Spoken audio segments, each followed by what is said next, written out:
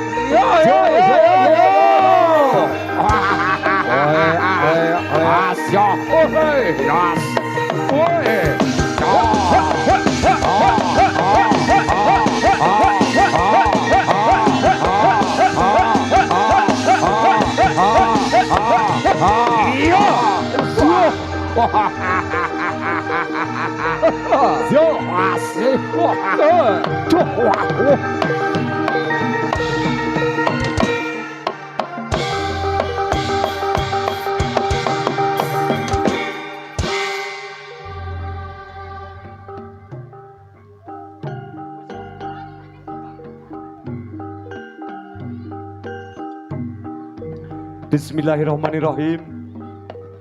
Assalamualaikum warahmatullahi wabarakatuh. Kanthi tansah ngagungaken asma dalem Gusti ingkang nyipta jagat sak isinipun. Mugi panglipur ingkang kaadanan dening para kadang satriya sembodo wonten ing wekdal siang hingga ndungkap sonten samanggih tansah tinabit saking rubeda manggih ing kayuanan. Wilujeng siang wilujeng pepanggihan kalian keluarga ageng paguyuban seni tari kebanggaan kuda kepang Satriya Sembodo wingging mijil saking tlatah Ngancar Glagaharja ingkang dipun pangarsani panjenenganipun Bapa Agus Riyadi. Wonten ing wekdal siang punika kadang Satriya Sembodo kepareng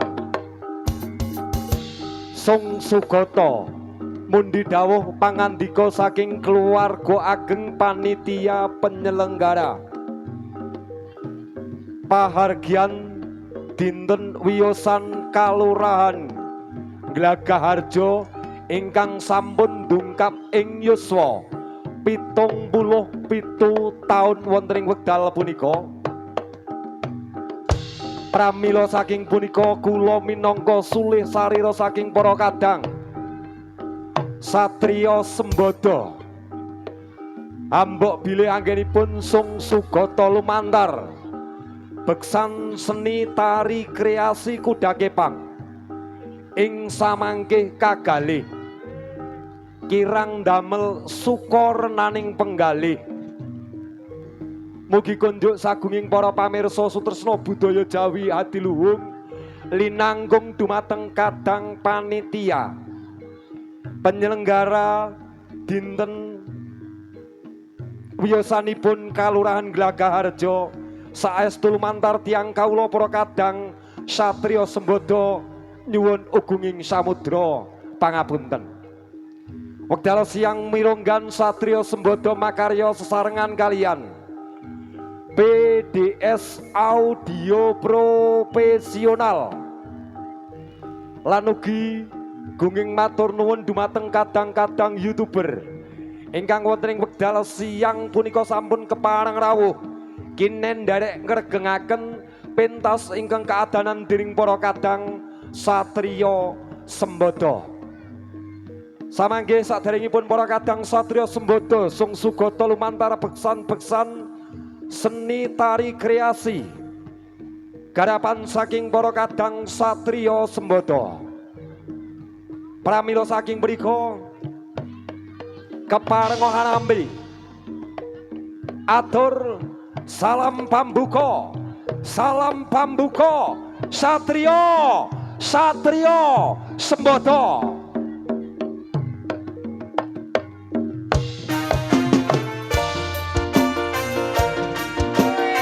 Mbak Esme dalam maju mati goyang wase